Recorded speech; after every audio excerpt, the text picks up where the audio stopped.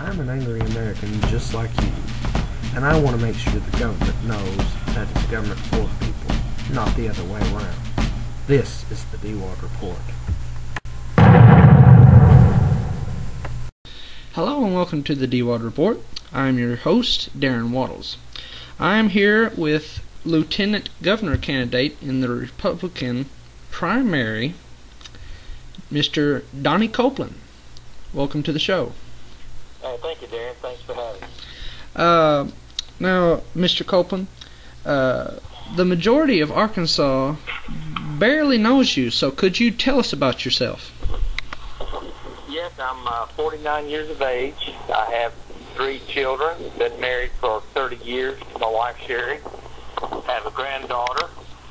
And been a pastor for the last 22 years. Been in the ministry as a full-time worker in churches for 28 years, but throughout that time I've worked a lot of other jobs to supplement myself and the church, and then also owned a couple of businesses as well. So I've kind of had a well-rounded experience, both inside church work and then outside as well.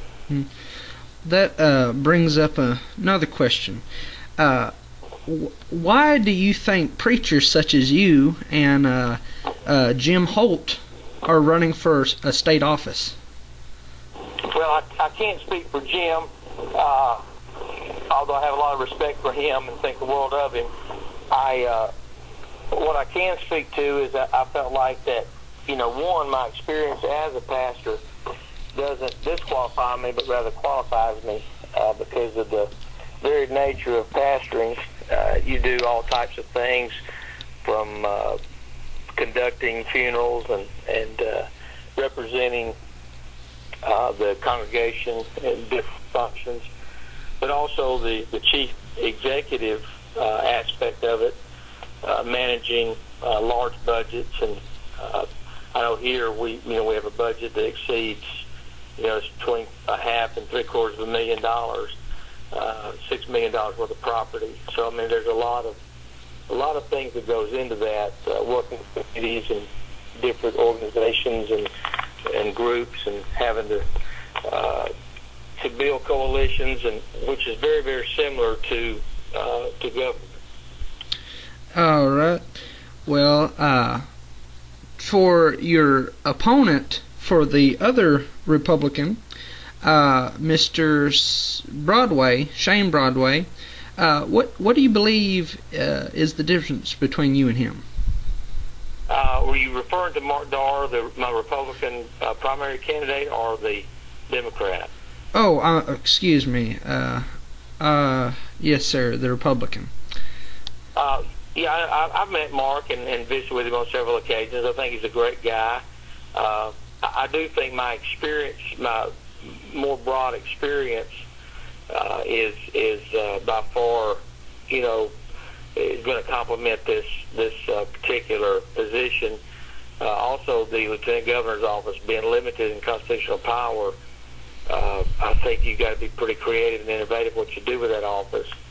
And I think our objective to make it a place of innovation, creativity, fits much better than what Mark is advocating, a place where transparency is going to be advocated. And I think transparency is definitely needed in state government. The problem with that is you've got to have the constitutional power and the legislators on both sides of the aisle, mind you, to work with you to help. So while I think in theory it is it's a great theory, in practice I don't see that the Lieutenant Governor's office. I think that's more of a state auditor with that constitutional power, working with the legislators.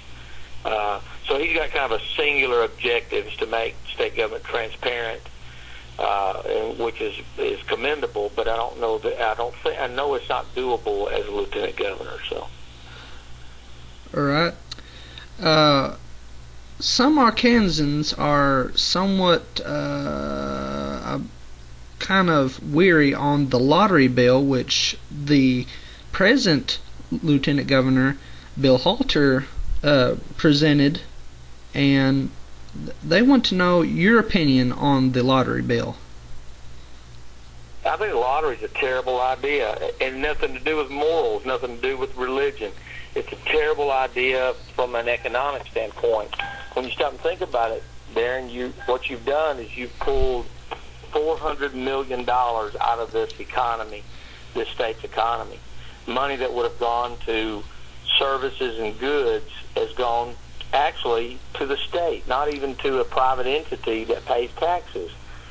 So you pull $400 million that would have provided jobs and commerce to the state, and you put it directly into the state's coffers. Interestingly enough, there are 13 states of the 39 that have a lottery that are trying to sell their lottery. A lottery basically has a 3.5-year premier shelf life, and Bill Halter knew that. That's why he got out when he did. And then also the lottery, states that have a lottery, actually educational spending in those states drops rather than increases. Stop and think about it, that you got $100 million is the projection they're going to give in scholarships through this lottery. Well, all is going to happen, the legislature is going to look at that and say, wait a minute, you got $100 million coming in from an outside source, i.e. the lottery, then what objective or what motivation do we have to increase educational spending? And so educational spending in all the states, most states that have a lottery, drops rather than increases. So it's just on a economic scale, on a quality of living scale, on a state educational spending scale, it is a lose proposition. I know 63% of the people voted for it, but I don't think they really saw down the road, what would happen. So, and again, that's conjecture on my part, but it's a bad economic model. Plus, it's an old, tired model. What we're advocating on our website, www.votecopeland.com, are 40 ideas in 40 days to revolutionize state government, to make it smaller first and smarter. Good, creative, innovative ideas rather than these old, tired ideas like a lottery that's an old idea that doesn't work. All right, Mr. Copeland. There is a lady that I know. She is a native of Tennessee, and they passed a lottery bill just a few years ago, and they first started just like we are right now with just college scholarships. Now they tweaked it a little bit, and now it's going towards roads and houses and government buildings and such like that. And those same Arkansans, as from that same question, they want to know, how would you prevent this from happening? Well, again, as Lieutenant Governor, you would have absolutely zero constitutional power to do that. What you could do is keep people, I think you could keep people abreast of what's happening. You could work with legislators and try to lobby the legislators not to expand the lottery's role, because that's not what the people voted for. I mean, actually, it would be illegal to use it or anything else. You'd actually have to get an amendment to the Constitution, is my understanding, to do that. So, not knowing, I've studied Tennessee some just because they're a neighboring state, but I don't know as much about it. But I know we have a constitutional amendment that it is for scholarships only. Now, they wouldn't stop them from borrowing money, and have money owed to the scholarship, the lottery fund or scholarship fund, and use it for highways and use it for infrastructure or whatever else. But my understanding is constitutionally they couldn't do that. As a lieutenant governor, you would absolutely have no power to prevent that from happening. And if it did happen, I think it would be constitutionally, it'd be a violation of the Constitution. Now, to another subject, Arkansas right now is being watched by thousands upon thousands in America because of our Senate election. Who do you think is playing the cards in both parties in the Senate primaries? Playing the cards. I mean, you think are the leaders or the is that? As in, who do you think will win this? Okay. Well, I mean, I don't.